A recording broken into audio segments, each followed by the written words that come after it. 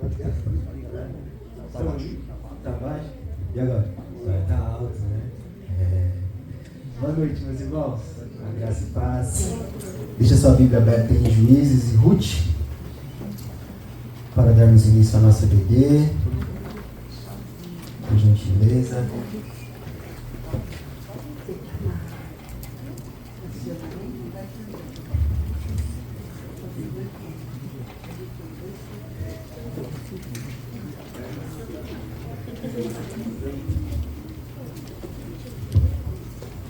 Livro de Juízes.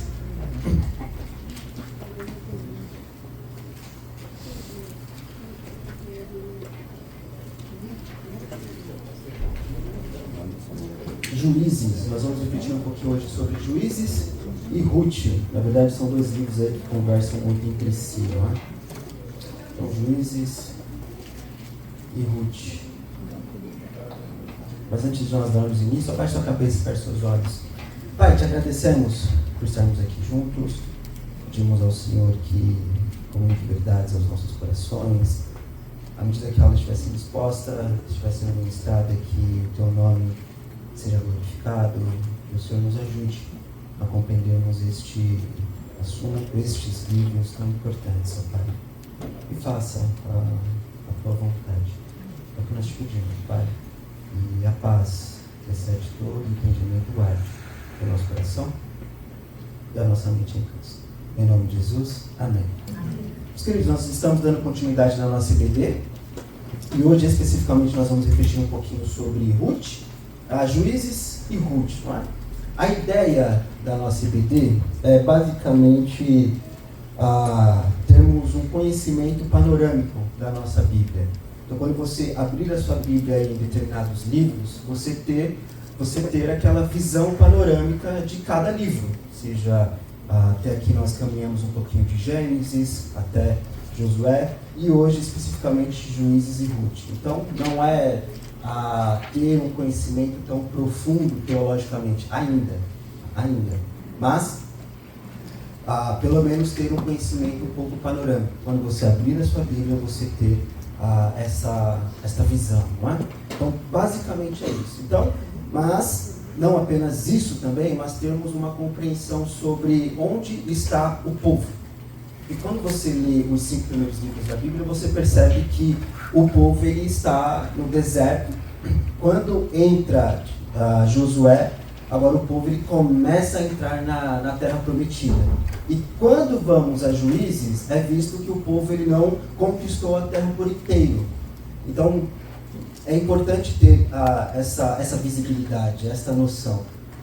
Nos 5 primeiros livros da Bíblia, o povo ele está tanto no deserto, caminhando para a conquista da terra prometida. Tanto que Moisés ele nem sequer conquista esta terra, não é? Quem conquista é Josué. E depois vem Juízes e Ruth.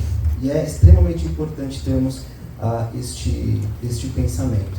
Então, observe como que inicia o livro de Juízes, e eu vou me atentar apenas aos 2 primeiros versículos, que diz o seguinte: depois da morte de Josué, os israelitas perguntaram ao Senhor: quem de nós será o primeiro a atacar os cananeus? O Senhor respondeu: Judá será o primeiro. Eu entreguei a terra em suas mãos.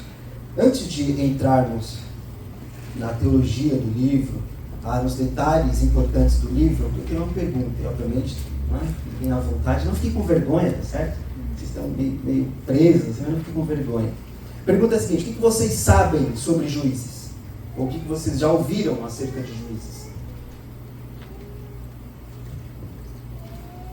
A única coisa que, pelo menos, eu já li e sei que esse período foi um período muito turbulento, um período que Israel passou por um tempo muito cruel, onde Deus realmente chamou a atenção de Israel para o que eles estavam fazendo, porque eles estavam entrando na desobediência, deixando de fazer os sacrifícios, de atender aquilo que Deus queria que eles fizessem, em uma adoração somente a Deus, a um Deus vivo e verdadeiro. Mas Israel sempre andou pelos caminhos mais tortuosos. Nesse momento, no período de Juízes, Deus enviava então uma nação, mandava um inimigo para oprimir Israel. e eles passavam por muitas dificuldades.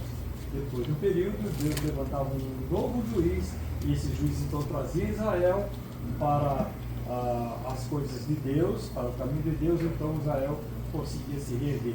E assim se formou um ciclo, chamado ciclo dos juízes, onde entrava um juiz bom e um juiz ruim. Um juiz bom e um juiz ruim. Foi assim um bom período, e toda vez que entrava no ruim, Israel clamava a Deus e Deus enviava o juiz para que ele saísse daquela situação. Sim, mais ou menos, né? Um ciclo vicioso, não é? O que mais?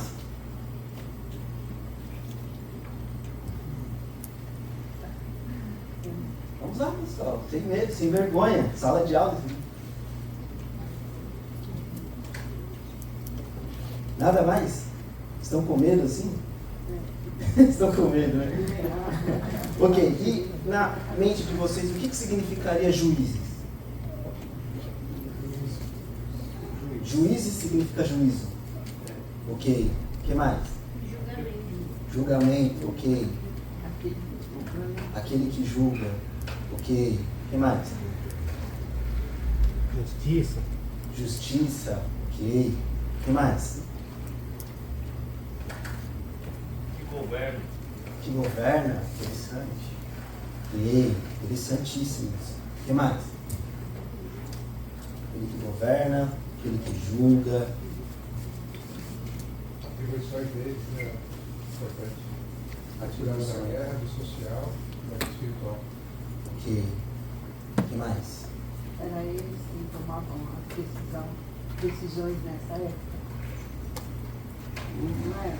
Mais ou menos. Eu Mais ou não menos. dava mais, né? Mais ou menos. O que mais? Conquista, Conquista. continuação da conquista. Ok. De uma certa forma, juiz ele significa libertador. Libertador. Esta é a ideia de juiz. Libertador. Então, quando você abrir a sua Bíblia em Juízes, tenha em mente de que juízes não significa os juízes da atualidade, né? Pessoas com toga, com martelinho e fica julgando. Não é isso. Basicamente, juízes significa libertadores, aquele que liberta. Não é? Então, basicamente, Deus levanta uma pessoa para libertar o seu povo. Só que todo livro, ele tem uma tríade, que é aquilo que um teólogo chamado Andreas Kostenberg, ele chama de tríade hermenêutica, que inclusive tem esse livro. Todo livro ele precisa ser analisado de três maneiras: análise teológica, análise histórica e a análise literária. Todo livro ele está dentro de um contexto, e este contexto diz respeito sobre análise literária. Todo texto bíblico ele tem uma literatura. Os autores eles falaram sobre metáforas. Se você analisar muito bem Salmos, é uma estrutura poética. Se você compreender ali os evangelhos, vocês observarão que evangelho significa boas novas, boas notícias. Mas por que o evangelho é algo bom para ser ouvido? Esta é a questão. Se o evangelho significa boas notícias, então por que ele é bom para ser ouvido? E todo livro ele tem a sua narrativa teológica, a sua ênfase teológica e o seu contexto histórico. Então, quando nós analisamos Juízes e qualquer livro bíblico, você tem que entender uma coisa. Qual que é o contexto histórico do livro? Qual que é o contexto literário do livro? E qual que é a teologia que o autor quer apresentar ao seu público aqui? Então, a primeira ênfase do livro é, realmente, o livro de Juízes é um livro de um ciclo vicioso. O povo peca, o povo clama e Deus responde. O povo peca, o povo clama e Deus responde. Então, qual seria a teologia do livro? A teologia do livro é um Deus que se comunica com o seu povo em meio ao caos. Porque o livro de Juízes é um livro de desobediência. O povo desobedece em constância. O povo peca, o povo erra e o povo clama a Deus. E ao clamar a Deus, Deus responde ao seu povo. Então, basicamente, qual que seria a teologia do livro? A teologia do livro seria um Deus que se comunica, um Deus que fala com o seu povo, um Deus que conversa com o seu povo, mesmo o povo tendo pecado. É isso que acontece com Adão. Adão peca, Adão foge, Deus desce e diz: onde estás, Adão? Então Deus se comunica com o povo, mesmo o povo tendo pecado. O livro de Juízes é isso. É um povo que está em constância, em vida no pecado, peca o tempo todo, clama ao Senhor e Deus fala com o seu povo. É por isso que o versículo 2 diz, o Senhor respondeu. Então Deus fala com o seu povo. Deus conversa com o seu povo. Então, de uma certa forma, de uma forma simples e básica, qual seria a teologia do livro? Um Deus que se comunica, um Deus que fala. Mas qual que é a importância de compreender a estrutura de um Deus que fala? Observe. Primeiro versículo. Depois da morte de Josué. E isso aqui é importante. E o que vocês já ouviram sobre morte de alguém? O que o autor... Aí vem uma análise literária. Tenha em mente que um autor ele está escrevendo para o público. Como nós escrevemos no WhatsApp, escrevemos trabalhos, escrevemos sermões, assim por diante. Com um propósito, com um objetivo. E por que o autor quis enfatizar a morte de Josué? Percebe? Tem que ter essa pergunta em nossa mente. Por que o autor iniciou o livro dizendo, depois da morte de Josué? Aí, vírgula, ponto, é uma frase. Por que ele disse isso? Vocês já ouviram isso? Ok. Beleza. É importante porque ele era um líder muito importante na história de Moisés. Ok. Eles estavam até então agora sem líder. Ok. Você é o cara. Como inicia o livro de Josué? O livro de Josué, como inicia? Depois da morte de Moisés, meu servo, você fará com que este povo herde a terra prometida, certo? Quando o autor começa e coloca depois da morte de alguém, isso automaticamente traz uma crise política. Uma crise no meio do seu povo. Por quê? Por que uma crise? Porque agora não vai ter ninguém que vai governar o meu povo. Não vai ter ninguém que vai liderar o povo. Em Josué, o texto começa, depois da morte de Moisés, meu servo, você, isto é, Moisés preparou alguém. Vai ter outra pessoa que vai conduzir o povo e fará com que o povo herde a terra prometida. Estão comigo? Aqui não tem isso. Aqui não tem isso aqui. Então é como se o autor estivesse colocando na mentalidade dos seus leitores. Vai vir uma crise. Vai ter uma crise política ou uma crise militar. Porque não tem ninguém agora que vai conduzir o povo. Não vai ter ninguém agora que vai cuidar do povo. Um nome específico. No entanto, por que Josué? Por 3 motivos. Primeiro, aí vem reflexões de alguns teólogos. Primeiro, Josué, talvez, ele não preparou ninguém para assumir uma posição a seguir. Irresponsabilidade dele. Segundo, Josué, ele não será o responsável por aquilo que acontecerá a seguir. Por quê? Está morto. Certo? E em terceiro lugar, ele não preparou ninguém porque esta não era a ênfase dele. Essa não era a responsabilidade dele. Então Deus, é como se Deus não tivesse um chamado para preparar alguém. Tanto que no final de Josué, ele diz o seguinte, eu e minha casa serviremos ao Senhor. É como se ele estivesse jogando a responsabilidade ao povo agora. Olha, eu vou confiar em Deus. Eu vou servir a Deus. Vocês eu não sei. Aí os pentecos adoram pegar essa ideia e falar, eu e minha casa serviremos ao Senhor. Aê, não. O texto não diz isso. Josué, ele quer dizer o seguinte, olha, vocês estão indo para um caminho tortuoso, horrível, sem nenhuma boa ação de Deus. Mas eu não tenho nenhuma participação com vocês nisso aí. Eu e minha casa não vamos participar dessa patifaria. Eu e minha casa serviremos ao Senhor. Vocês, eu não sei. Vocês, eu não sei. Aí vem o livro de Juízes. Quando vem o livro de Juízes e diz, depois da morte de Josué, o autor quer dizer, olha, não tem ninguém agora que vai conduzir o povo. Não tem ninguém agora que vai fazer com que o povo herde o restante da terra. Não tem ninguém agora. Mas, o que o povo faz com o Senhor? Está no texto.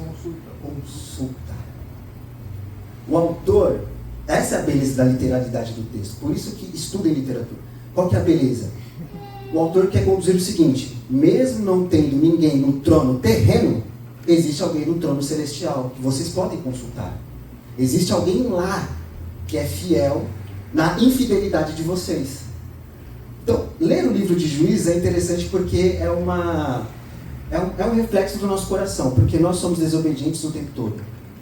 Hoje nós estamos bem, Deus abençoa, dá carro, dá um monte de coisa, Senhor, eu te amo. Aí vem a crise, Deus, eu te odeio. Aí Deus abençoa, Senhor, é isso aí, eu te amo. Aí vem a crise, Senhor, eu não aguento mais. Aí Deus abençoa, Senhor. Percebe que é um ciclo? Juízes é isso. É um ciclo do nosso coração. É um ciclo do coração da infidelidade do povo. Porque o povo não confia em Deus. Só que Moisés era um profeta. E Deus não levanta profeta no meio do seu povo aqui. Deus levanta juízes. Pessoas que irão libertar o seu povo para fazer algo extraordinário. Dúvidas, perguntas e questionamentos.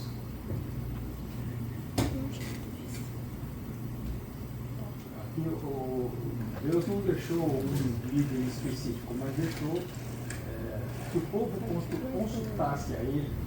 E esse povo, o primeiro que se consultou foi Judá, foi aquela tribo, não preferida, mas aquela tribo que ele colocou lá em Jerusalém.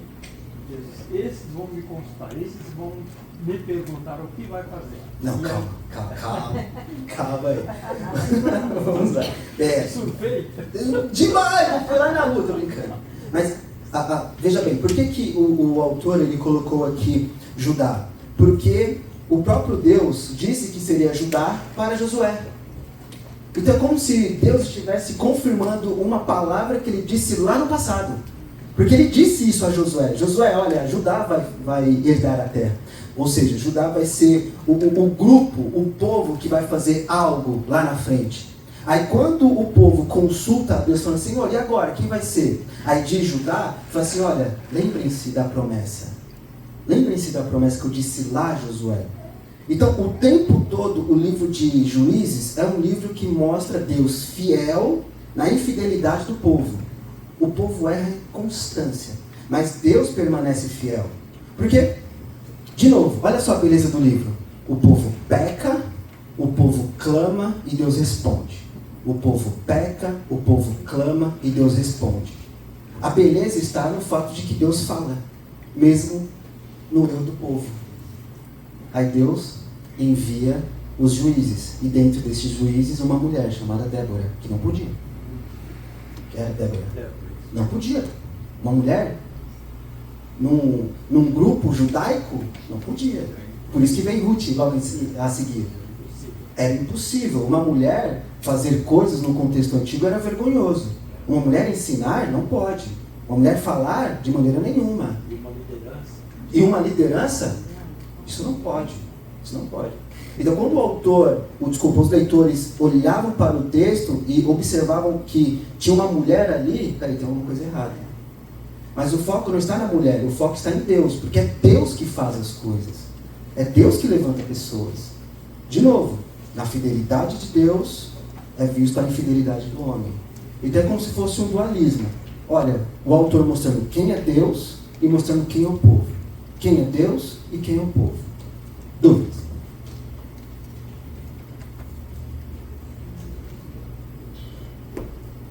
Nada? De verdade?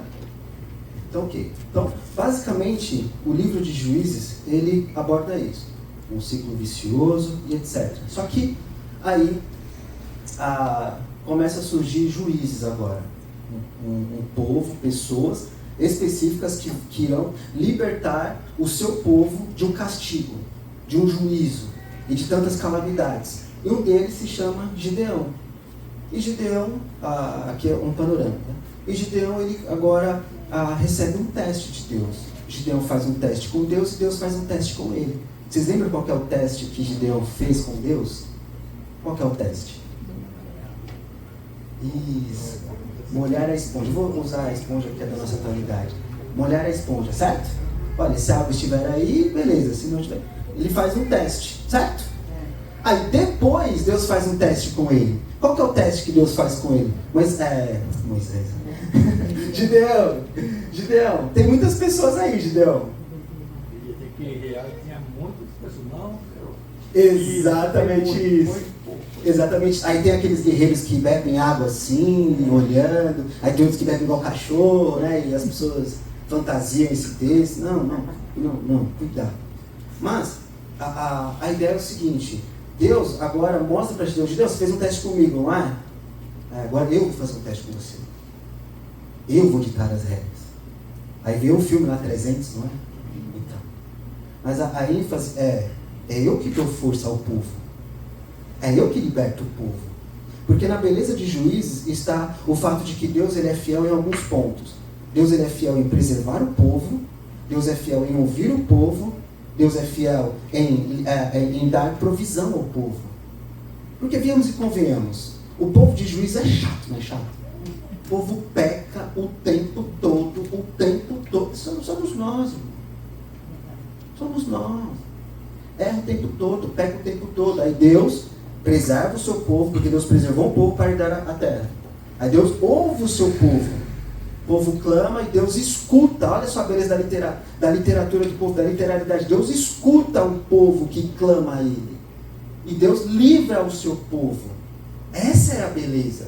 Então, nós temos que parar de olhar para os personagens, colocando os personagens no ponto clímax do texto. Quem é o ponto clímax do texto? É Deus. É Deus. Por que literalmente Davi cometeu aquela atrocidade lá na história? Para mostrar que não existe ninguém perfeito, a não ser Jesus. Davi, que era o grande, pecou. Cometeu adultério, mandou matar, fez grandes coisas. Então, Deus, ele é fiel em coisas específicas aqui com o povo. Preservá-lo, ouvi-lo, livrá-lo e dar provisão. O tempo todo Deus faz algo com o seu povo.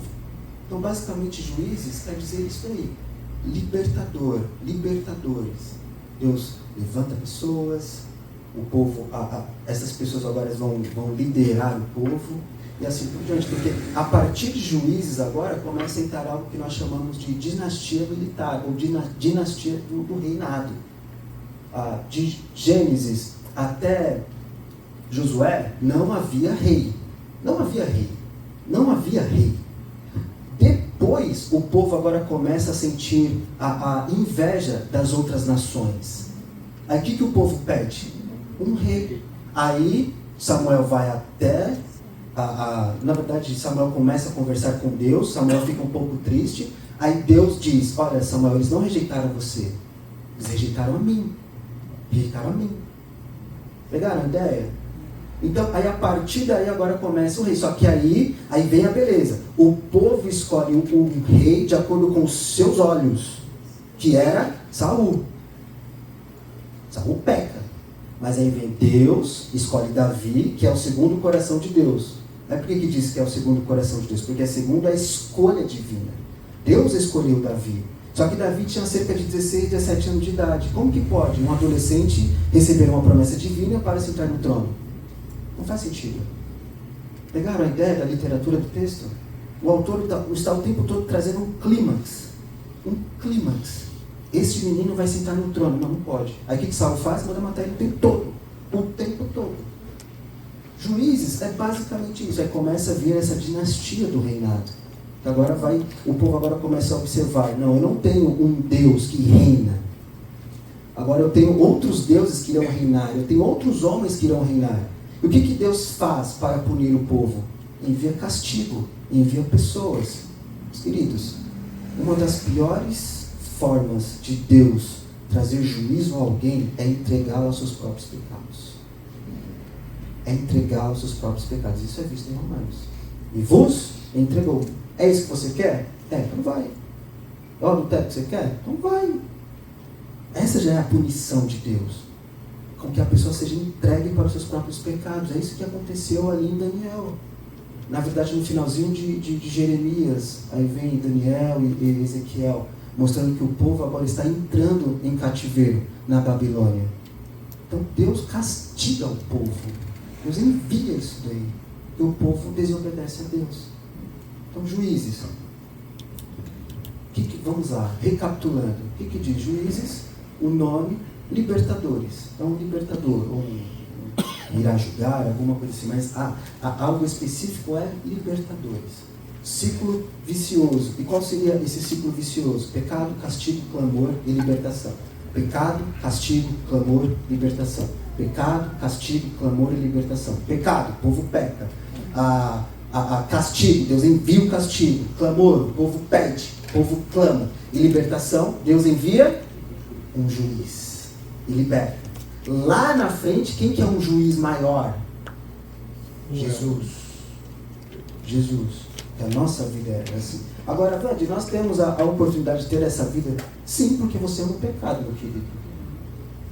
Agora, em Cristo, você não peca. Você não é santo, obviamente. A palavra é santa, nós não. Mas então, por isso que nós devemos cuidar do nosso coração. O tempo todo. Vigiar com aquilo que você vê, com aquilo que você conversa. O tempo todo. Dúvidas, perguntas, questionamentos. Ou contribuições. Eu tenho uma pergunta. Quando acabou o livro de Josué, o povo foi dividir a terra e precisava tomar posse. Né? E aí, em Juízes, ele está espalhado na terra para tomar posse da terra. Só que tem gente ocupando. Ele vai precisar guerrear, vai conquistar. Né? Tanto que no caso desse exemplo sobre Gideão, o povo estava escondido nessa época. Né? E eles faziam coisas assim escondidas, porque o inimigo, quando vinha, levava tudo que eles tinham. Isso o tempo todo. Tá? E tanto que Deus ele pegou Gideão e escolheu Gideão para poder conquistar a terra, né? E tirar o inimigo da vida. Então, isso daí foi em todas as tribos. Né? Sim. Porque assim, eu entendo, a minha dúvida era, o povo ele não estava unido num grupo, o povo estava na época de Josué, ele estava espalhado já, cada um foi para o seu lugar, né? Para a sua tribo, foi tomar posse da sua terra. Sim, porque não havia um líder. É por isso que a presença de um líder é importante. Seja na sua casa, seja na igreja, seja em qualquer ambiente social. Sem um líder, há decadência. Então, mas esse líder que você está falando, ele não vai levar o povo todo. É só algumas. Não, de uma certa forma, sim. O povo inteiro. De uma certa forma, o povo que está, né, no seu contexto. Então, de fato, precisa ser levado. Tá? Só que o povo está com medo. O povo não confia no Senhor. Tanto que, quando chegarmos lá no livro de Reis, no livro de Reis tem uma expressão que é muito bonita, que uns confiam em carros, outros em cavalos, mas eu confio no Senhor. O que dominava o livro de Reis era literalmente espada, cavalos, carros, que eram forças da brutalidade dos tempos antigos. Aí o que Deus levanta? Profetas. Cavalo, espada, carro, seja lá o que for, governo não é maior do que um profeta que anuncia a palavra de Deus. Então o povo, Deus está chamando a atenção do povo para dizer o seguinte: não preste atenção nos cavalos, nas forças brutais, preste atenção na palavra do profeta. Assim diz o Senhor. Aí vem Elias, né? Olha, não vai chover, não vai chover. Não faz sentido isso. Percebe? Então o povo tem essa briga com o seu próprio coração, não confia em Deus. Mas parece fácil, né? Confiar em Deus no meio da crise, né? Mamão com açúcar, confiar em Deus no meio da crise. Não, é difícil mesmo, mas Deus existe para isso. No bom sentido. Né? Oi? Acho que o questionamento é para entender que quando a gente pensa, quando o reino está unificado, as guerras aconteciam com todo o povo, representante de cada uma das tribos. Nesse período, sem ter um líder da nação, as guerras aconteciam entre a tribo e o povo, e a tribo então conquistava aquele espaço. E aí levantava outro libertador em outra tribo para poder conquistar uma outra terra. Esse é o ponto? Isso. Não é que conquistava várias terras. Havia uma terra só. Só que, é claro que nós não sabemos esqueci o termo. Vou usar esse termo aqui que eu esqueci. O espaço de um texto para o outro, ou seja, ao levantar um juiz entre o outro, nós não sabemos ao certo quanto foi esse tempo. Se foi 10, 20 anos, percebe? Então, isso nós não sabemos ao certo, por fim, assim. Mas de fato era todos, literalmente todos, mas não para ele dar várias terras, havia uma terra. Demorava muito o povo se tocar que tinha que clamar a Deus pelas dificuldades que eles estavam passando. Eles pecavam tanto, e, né, aí eles tinham que clamar a Deus pedindo ajuda, né? Mas esse período não é assim hoje é para amanhã. Exato. Demoraram muito tempo. Exato. E tanto que os opressores judiavam muito, castigaram muito Israel, porque por ordem de Deus. Exato, exatamente. Que o povo levantasse o clamor a Deus e pedisse ajuda. Tanto que ali entre a escravidão entre o Egito demorou 400 anos. No período da Babilônia, 70 anos. De Malaquias até Mateus, 400 anos. 400 anos. É tempo para Dedéu. 400 anos sem Deus comunicar com o povo. Silêncio, exatamente. Malaquias e Mateus. Exato, exatamente. Então, imagina esse período, o povo cada vez mais descambando para o pecado. É muita coisa. É que aparece João E toma. É isso aí. Quando aparece João, aquela ideia de, nossa, surgiu um profeta de novo. Né? 400 anos, pelo menos, não tem nenhum registro comprovando isso, de que Deus levantou alguém. Aí eu concordo eu concordar com Lutero. Lutero pode. Mas aí eu devo concordar com Lutero de que o silêncio de Deus é a prova da sua soberania. Não precisa Deus falar para mostrar que ele está no controle. Quando ele está em silêncio, ele está falando. Ele manda. Isso, ele manda. Então, aí, 400 anos, Deus não levantou nenhum profeta, de repente surge João Batista pregando no deserto. Deserto, fazer uma ênfase ao povo lá atrás. Lembra da sua história lá atrás? Vocês estavam no deserto, vocês não eram nada. E quem floresceu no meio do deserto? Palavra. Deus. Quem floresceu aqui no meio do deserto? João? Não, palavra. Deus. Isso é muito bonito. A Bíblia é muito bonita. Agora vamos brincar um pouco de exegese. Depois da morte de Josué, os israelitas perguntaram ao Senhor. Como que está o Senhor aí no seu texto? Caixa alta? Caixa alta, né? Todas as letrinhas aí estão em letra maiúscula, certo? Isso aqui é o nome de Deus. Aí tem aquelas, no hebraico, alguns dizem que é Yahweh, outros Yahvé. Eu gosto de ficar com Yahvé. O que diz aí, meu querido professor de hebraico? É Yahweh ou Yahvé? A gente não sabe ao certo. Não sabe ao certo, né? Já foi perdido. Isso. Então, assim, os judeus chamam de Adonai, Senhor, ou chamam de Hashem, o nome. Exato. Eles não sabem qual E não sabe exatamente isso. Então eu gosto de ficar com Yahvé. Né? Então, sempre quando, não sei se vocês lembram de uma aula que eu dei, falando sobre o Salmo 23. O Senhor é o meu pastor, de nada terei falta. Então, o Senhor é o nome de Deus. E Davi está atribuindo ao nome de Deus o ofício de pastor. Deus é o meu pastor. Então, o foco não é os cuidados. O foco é Deus, o nome dele. Então, aqui, eles clamam a isso. Yahvé, o nome dele, o nome de Deus. Eles clamam literalmente a Deus aqui, ao Todo-Poderoso. Aí tem mais coisas, só que o tempo infelizmente não permite. Então, basicamente, Juízes é isso. Ciclo vicioso, Deus levanta os seus juízes para libertar o seu povo do castigo, da escravidão e tantas outras coisas. Dúvidas? Tranquilo? Estão comigo? Ok. Então, Ruth.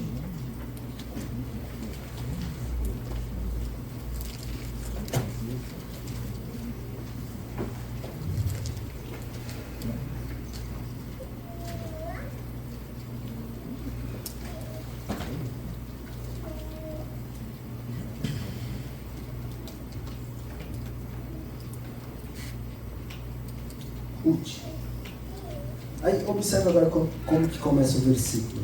Na época dos juízes, houve fome na terra. Houve fome na terra. Então, os autores bíblicos aqui, eles estão conduzindo os seus leitores para algo importante no texto. Olha, houve fome. Houve fome. E o livro de Ruth é um livro agora que a ênfase está na família. Literalmente na família.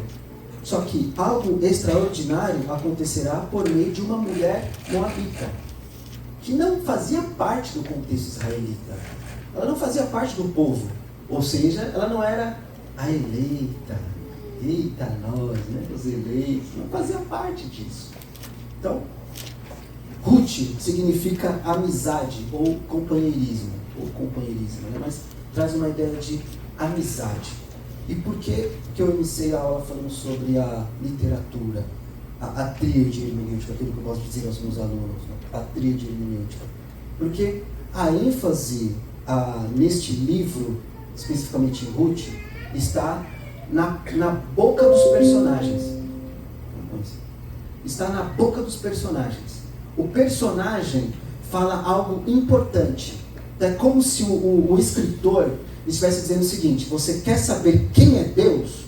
Observe a forma como o personagem fala acerca de Deus. E isso é visto na boca de Noemi e isso é visto na boca de Ruth. Então o livro de Ruth aborda isso. Amizade, um companheirismo. Mas a teologia do livro de Ruth está na beleza de mostrar quem é Deus. Vocês irão perceber quem é Deus na boca dos personagens. E quem são os personagens importantes? Noemi e Ruth. Esses são os dois personagens, ou as duas personagens importantes aqui. Então, o livro de Ruth, basicamente, mostra como que é a vida comum de uma família, que saiu no meio da crise para buscar algo importante lá fora. Aí tem muitas coisas que dizem assim: é pecado você mudar de cidade para buscar coisas melhores. Já ouviu isso? Isso é uma baboseira. Vou sair daqui para buscar... Isso é pecado. Não está ênfase bíblica nisso. Desculpa, mas não está ênfase bíblica. Na época dos juízes, houve fome. Aí, o povo saiu daqui para literalmente buscar algo melhor fora. Isso não podia acontecer. Podia acontecer. O povo sair do seu contexto? Não pode. Isso mostra a falta de confiança em Deus. Então, quando o povo saiu, a família saiu aqui, ela saiu desprezando a Deus. Eu não confio em Deus e confio nas minhas capacidades. Então eu saio. A família saiu. Aí é como se literalmente o autor mostrasse como que é uma vida no vazio e logo em seguida o preenchimento de Deus. Porque esta família aqui não tem alimento. Noemi não tem mais o companheirismo, que é o líder da sua casa, que é o marido. Não tem nada. Aí Deus preenche o vazio da vida dela. Dando o quê? Ruth. Dando uma nora. E esta nora ensina o que é fidelidade a uma mulher que o seu nome, por si só, significa amar. O amar. Olha o interessante do enredo histórico aqui. Então, Deus ele preenche o vazio. Aí é como se o autor estivesse trazendo uma ênfase lá em Gênesis. Era vazio e Deus preencheu, certo? Deus preencheu o que era vazio. Deus preencheu a terra, que era vazio, certo? Deus preencheu, Deus iluminou aquilo que era escuro, Deus preencheu aquilo que era vazio e assim por diante. Então Deus preenche a vida de alguém que é vazio aqui. Mas, poxa, Deus vai me preencher de bens materiais? A ênfase do texto não é essa. A ênfase do texto é que Deus dá coisas. A ênfase do texto é que Deus agora transforma aquilo que é amargo em fidelidade. Isso que é bonito no livro de Ruth. Mas, o que o livro então ele nos ensina acerca de Deus? Mais uma vez, o livro nos ensina acerca de Deus. Como compreendermos isso? É somente olhar para os personagens, a forma como o personagem fala acerca de Deus. E como nós podemos ver isso? Abra comigo em Ruth 1:8. Ruth 1:8.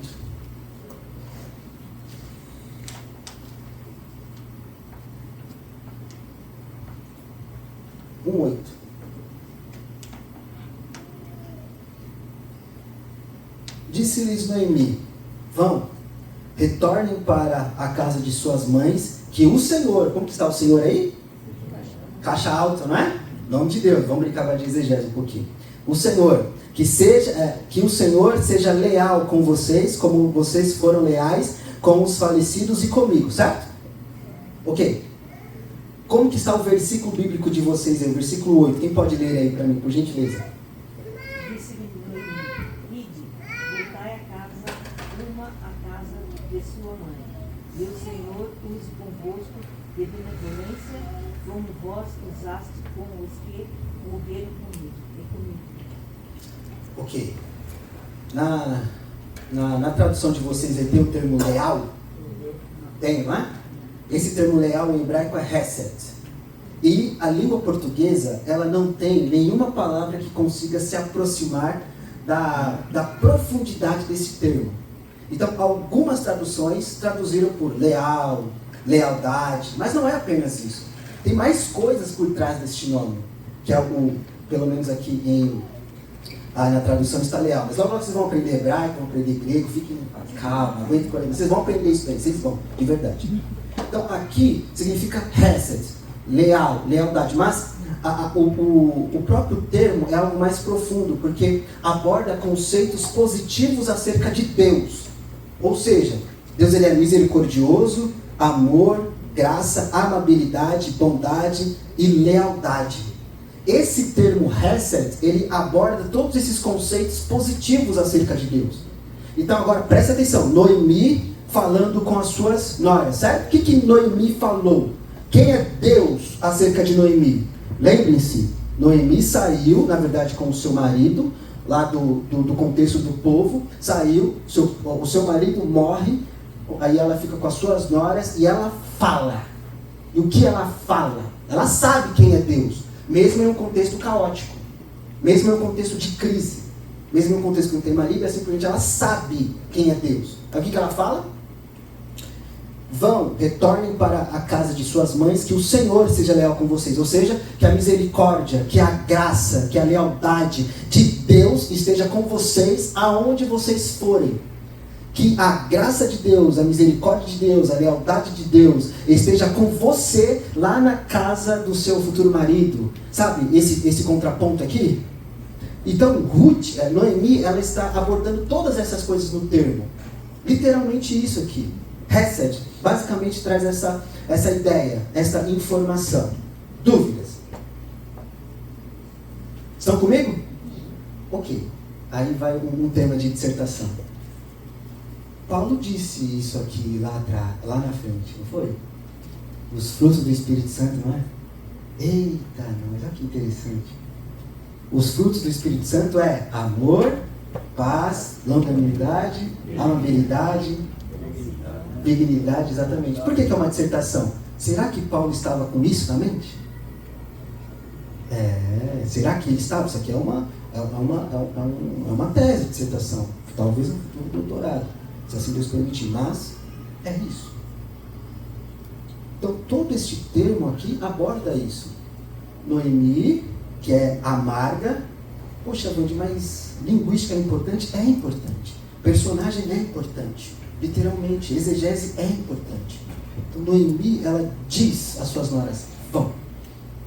E o amor, o Deus leal, que o Senhor, a lealdade dele esteja com vocês. Hesed.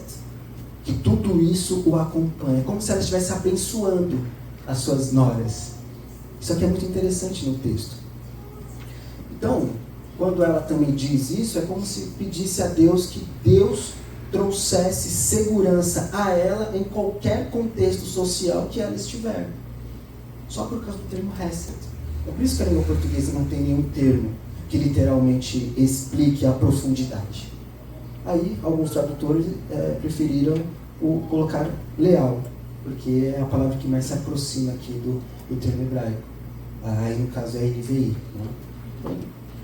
Quer dizer que a nossa tradução está errada? Não, não é nada disso, mas não daria para colocar todas as informações aqui, o texto ficaria meio estranho. Né? Então, basicamente isso. Agora, quem é Deus nos lábios de Noemi? Aí vamos lá para o versículo 20 e versículo 21. 20 e 21 do capítulo 1.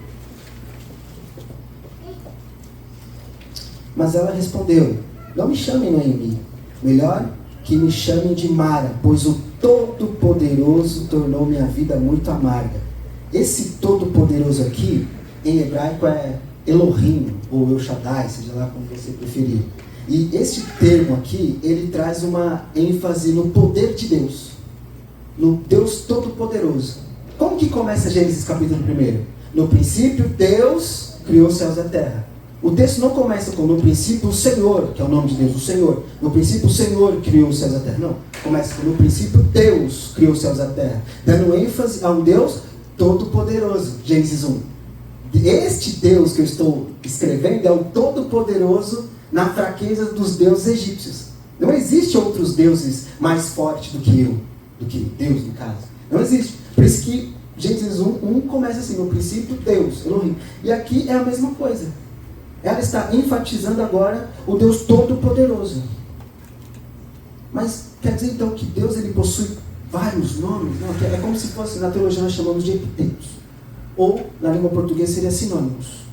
Sinônimos. Deus ele tem como se fossem sinônimos para mostrar quem ele é no meio do seu povo. Dúvidas?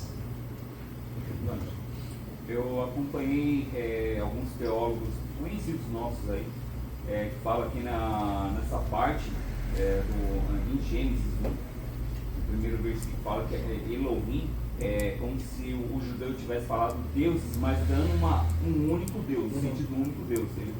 Ele fala isso. E eu até conversei com um judeu que eu conheci ultimamente aí, ele falou que é isso mesmo, que dá esse sentido à palavra. Seria isso? Basicamente, porque aí tem algumas brigas exegéticas falando, mas se esse termo significa Deus, então quer dizer que existe mais de um Deus? Então foi isso que eu conversei. Então a ênfase seria, olha, Deus aqui traz uma ideia da trindade, alguns diriam isso, porque tem o Espírito, o Pai e assim por diante, né? Traz uma ênfase na trindade. Mas aí envolve questões linguísticas e exegéticas, que é basicamente isso daí. Dúvidas? Tranquilo? Agora, quem é Deus na boca de Ruth? Acompanhe comigo aí o versículo 16 do capítulo 1.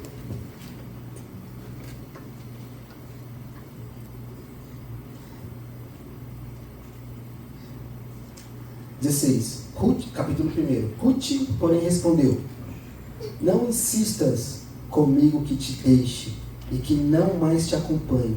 Aonde fores, irei, onde ficares, ficarei. O teu povo será o meu povo, e o teu Deus, olha lá o Deus, o teu Deus será o meu Deus.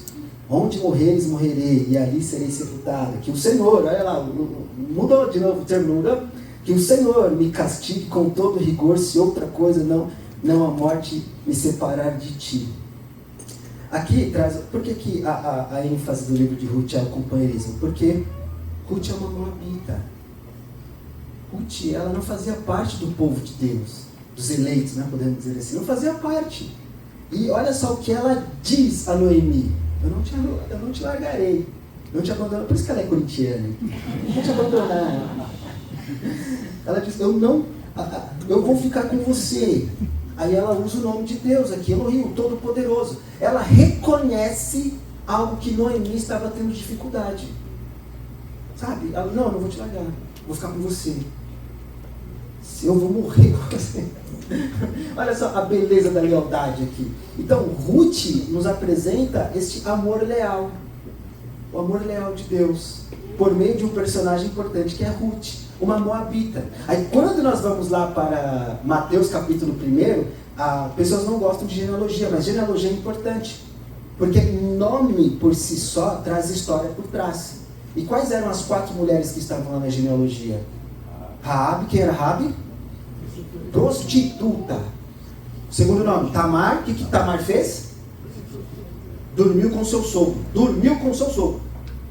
Aí tem Betseba. Betseba, né? Todo mundo sabe que foi Betseba, né? Só, né? Beijou Davi, só isso, só. Né? Só deu um cheiro no Davi. E 4ª mulher, Ruth. Por que genealogia é importante? Mais uma vez, arte literária. O autor está mostrando para o povo que na história de vocês tem sujeira.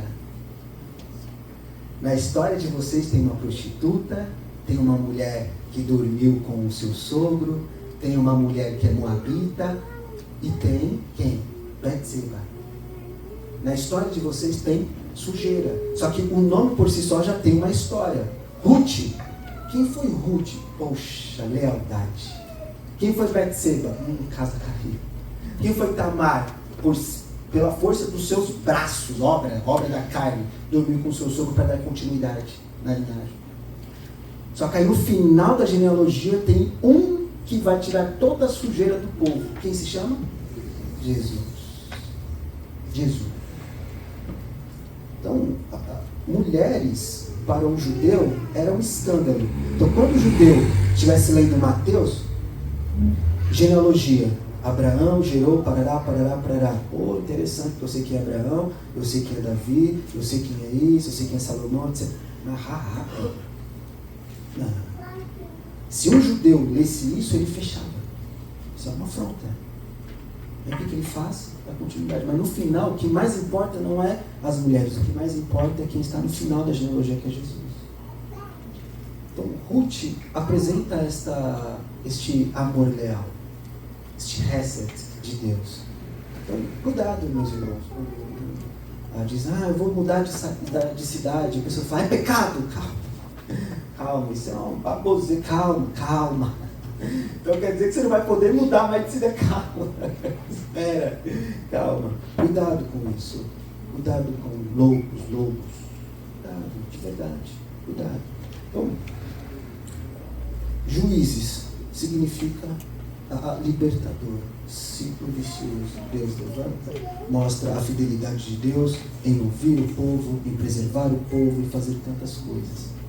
O livro de Ruth mostra um companheirismo, uma irmandade, uma mulher que era uma moabita, não fazia parte do povo judaico, podemos dizer assim. E por meio dela veio quem? Davi, o grande rei de Israel. Então, o povo agora está trilhando, os autores estão trilhando onde está o povo. Gênesis até Deuteronômio, deserto. Juízes, essa é a ênfase da nossa IBD, põe sua Bíblia. Trilhando o povo. Gênesis até a Deuteronômio, deserto. Aí vem Josué, agora eles vão começar a herdar a terra. Aí Juízes, parou. Agora vai começar a briga de pecado. Aí vem Ruth, Deus agora vai começar a engrandecer o seu nome em outras cidades. Aí, sei que o tempo já foi, me perdoe por isso, mas quando o autor ele registra o nome de uma cidade, é mostrar uma importância, que num sentido geográfico, lá o nome de Deus vai ser glorificado. Lá isso é dele. Por isso que João 4 é belíssimo, a região de Samaria. Jesus entra lá. Jesus não podia entrar lá porque ele era um judeu. Aí ele entra lá mostrando uma questão de aqui quem manda é Jesus. Lugares geográficos, quem reina o tempo todo é Deus. Então, às vezes, aí eu acredito nisso, que Deus ele espalha o povo, porque o povo não quer ir, aí Deus espalha, o povo vai, para mostrar que ele domina lá. O povo lá na Babilônia, o que aconteceu? O nome de Deus foi glorificado lá. Isso que é interessante. Vem Esther, o contexto Pérsia, quem domina lá? Deus. Mas não tem o nome de Deus, é uma mulher. Mas o silêncio de Deus é a prova da sua soberania. Isso é bonito. Fala aí, estou brincando. Então, essa é a beleza da história, tá certo? Então, Juízes tem essa questão, Ruth tem essa maravilha, e logo em seguida aí nós vamos agora começar a mostrar onde o povo esteve, o povo está e o que acontece. Dúvidas, perguntas e questionamentos? Tranquilo? Que Deus abençoe vocês.